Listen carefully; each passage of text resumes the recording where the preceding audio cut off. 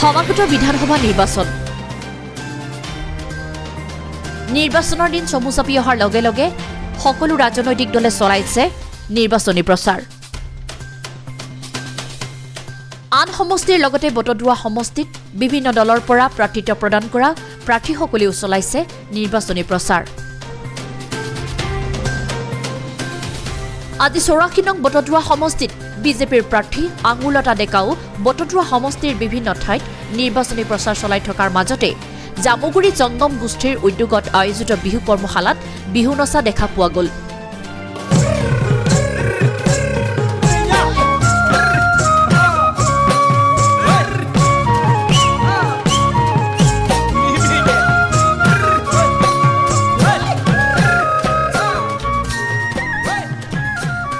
জামুগুৰি যুৱ সমাজ আৰু জংগম গোষ্ঠীয়ে আয়োজন কৰা এক বিহু কৰ্মশালাত এনেদৰে বিহু নাছিলে আঙুলতাই।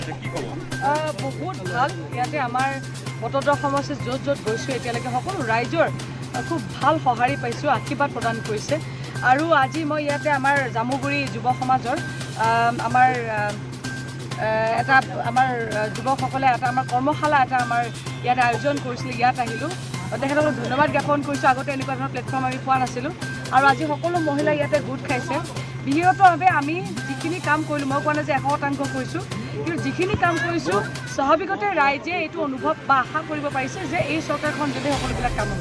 এই কৰ্মশালাৰ শুভ উদ্বোধন কৰে বিশিষ্ট সমাজসেৱক কবি প্ৰাঞ্জল কুমাৰ মহন্তই। সভাত উপস্থিত থাকে সাংবাদিক চন্দন বৰা, মুখ্য প্ৰশিক্ষক মৃণাল মেধি, সহযোগী প্ৰশিক্ষক পৃথ্বী বেজবৰুৱা। নগাঁৱৰ পৰা তুষাৰ শৰ্মাৰ ৰিপৰ্ট, এনি নেটৱৰ্ক।